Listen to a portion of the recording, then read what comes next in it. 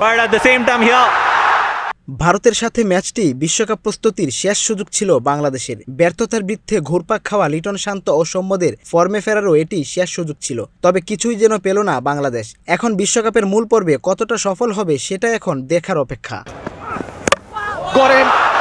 একজন মানুষ কতটা ব্যর্থ হলে তাকে ব্যর্থ বলা যায় তা নিশ্চয় বাংলাদেশ জাতীয় দলে লিটন শান্ত ও সৌম্যকে দেখলে আপনি বুঝতেই পারবেন না। আর কত সুযোগ পেলে লিটন শান্ত সৌম্যরা ফর্মে ফিরবেন, বাংলাদেশের হাল ধরবেন, হয়তো তারা নিজেরাও জানে না।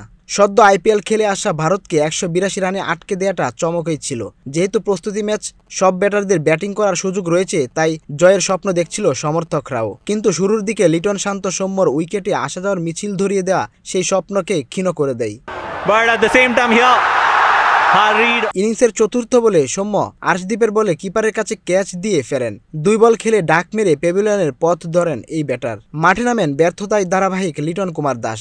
বুমরার বলে লেগ সাইডে ক্লিক করে দুরন্ত এক 4 মারেন লিটন। তারপরের ওভারে আর্শদীপের এক ইনসুইং বলে বোল্ড আউট হয়ে বোকা হয়ে যান লিটন কুমার দাস। তারপরে মাঠে আসেন অধিনায়ক শান্ত। কোনো রান না করেই বিগ শট খেলতে যান এই অধিনায়ক। বৃত্তের ভিতরেই সিরাজের বলে পান্ডিয়ার কাছে ক্যাচ দিয়ে ধরা পড়েন, মারেন ডাক। তাতে লিটন শান্ত সৌম্যদের ব্যর্থতায় ষোলকলা পূর্ণ। যুক্তরাষ্ট্রের মতো দলের সাথেও সিরিজ হেরে লজ্জায় কোপকাত হয়েছিল শান্ত বাহিনীরা। সিরিজে লিটন শান্তরা টপ অর্ডারে ভাঙন ধরিয়েছিল নিয়মিত। দেশের মাটিতেও জিম্বাবুয়ের বিপক্ষে 5 ম্যাচ টি20 সিরিজে ধারাবাহিকভাবে ব্যর্থতার পরও বিশ্বকাপ দলে শান্ত লিটনের অন্তর্ভুক্তি নিয়ে উঠেছিল প্রশ্ন। কিন্তু নির্বাচকদের ভরসা ছিল তাদের উপরেই। লিটন শান্তরা সেই ভরসার দিতে পারেনি কোনো প্রমাণ। একের পর এক ব্যর্থতায় দেশের ক্রিকেটকে নিয়ে যাচ্ছেন অন্ধকারের দিকে।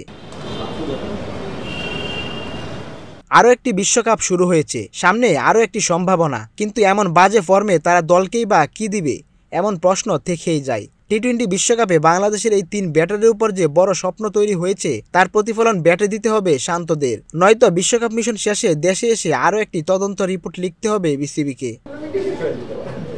লিটনরা কি জাতির আবেগের মূল্যটা আদৌ বুঝেন, নিজেদের নিয়ে ভাবেন, নাকি ঘুরে ফিরে শুধু একটা বিদেশ সফরই এনজয় করেন? বিশ্বকাপে বাংলাদেশের ম্যাচ 7 তারিখে শ্রীলঙ্কার বিপক্ষে। তার আগেই জেগে উঠতে হবে টপ অর্ডারের এই 3 ব্যাটারকে, নয়তো টাইগাররা আরও একটি বিশ্বকাপ ব্যর্থতার গল্প লিখবে যুক্তরাষ্ট্রে, আরও একবার সমর্থকদের হৃদয় পুরাবে।